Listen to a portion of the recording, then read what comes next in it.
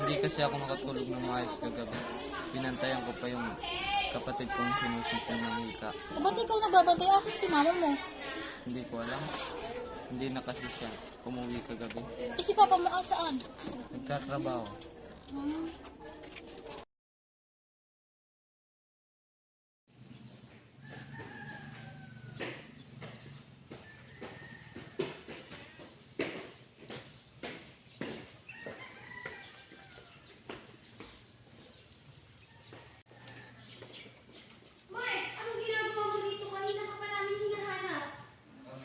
May ginagawa lang akong assignment.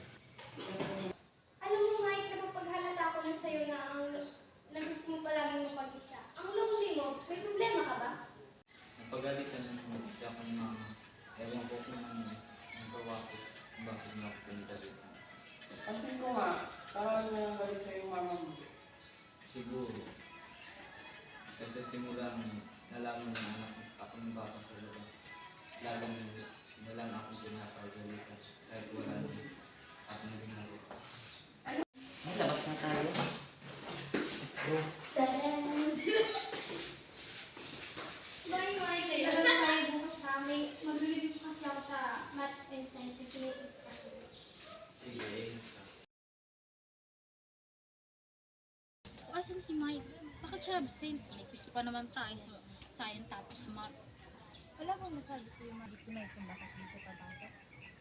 Wala naman siyang nabanggit sa akin. Good morning, ma'am. Good morning. Check tayo ng attendance. Say present if I call your name. John Lloyd. Present. Marty. Present. Claire. Present, ma'am. Princess Jane. Present, ma'am. Nika Shane. Present. Mike. Absent po, ma'am. Bakit umabsent si Mike? Ma'am, kahapon ko napapansin ko kung malungkot siya. Meron ba siyang problema? Hindi ko po alam. Wala naman po sa amin may kwento. Alam po namin, ma'am, sa tuwing wala po ang papa niya sa bahay nila ay pinagbubuhatan po at sinasaktan ng mama niya si Mike. Bakit naman kayo ginagawa niyo yung ganun? Alam, ma'am. Sige. Alam niyo ba kung saan ang bahay ni Mike? Alam po namin, ma'am. Pwedeng ituro niyo sa akin. Okay. Pupunta kasi ako bukas sa kanila. Samahan po namin. Sige.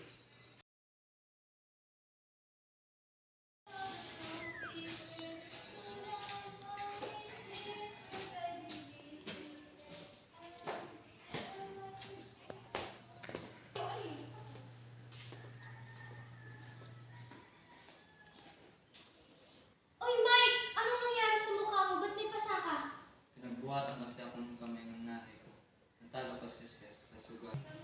Kawawa ka naman. Bakit hindi ka pala pumasok kahapon? May quiz pa naman tayo. Nag-away kasi sila mama at papa. Kasi nakita ni papang sinasaktan ako ni mama. Anong nangyari? Ayun, umalis si mama. Nagtrabaho naman si papa. Kaya ako nagbantay sa kapatid. Yung guro pala natin kahapon gustong magpasama sa bahay niyo.